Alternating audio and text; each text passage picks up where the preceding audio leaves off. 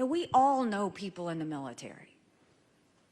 Our number one job is to prevent war, always.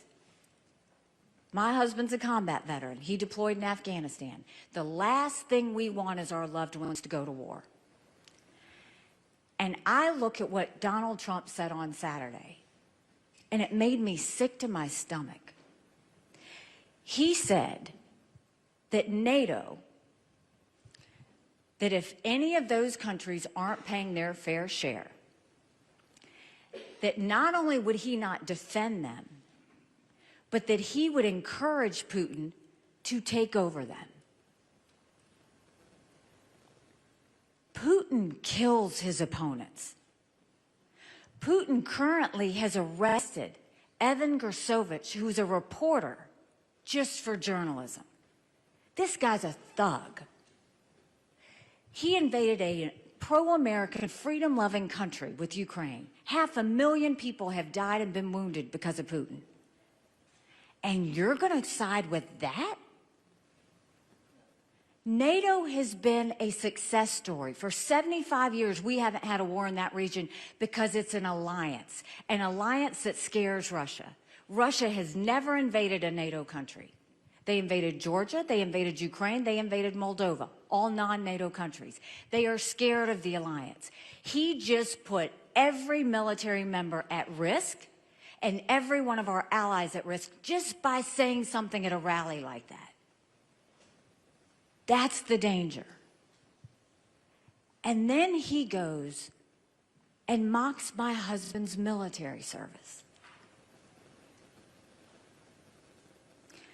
South Carolina has always been a pro-American, patriotic state.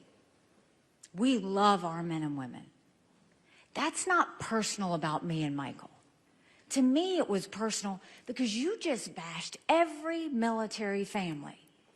Because if you know of a military family, the loved one goes off and serves, but the family sacrifices too. All of us do that. 7 months ago, I dropped my husband off at 4 a.m. for another year-long deployment.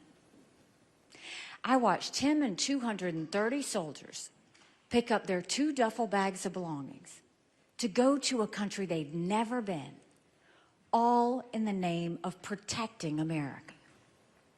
They're willing to sacrifice their lives and their families because they still believe in this amazing experiment that is America. So if they're willing to sacrifice for us there, shouldn't we be willing to fight for America here? Because we have a country to save. But when he did that, it was a pattern. It started with the fact that he has continued to call military members suckers and losers. He went to Arlington National Cemetery and said, why did they do this? What was in it for them? You can't have a commander-in-chief that doesn't understand what made this country great. It's the values, it's the sacrifice, it's the freedom.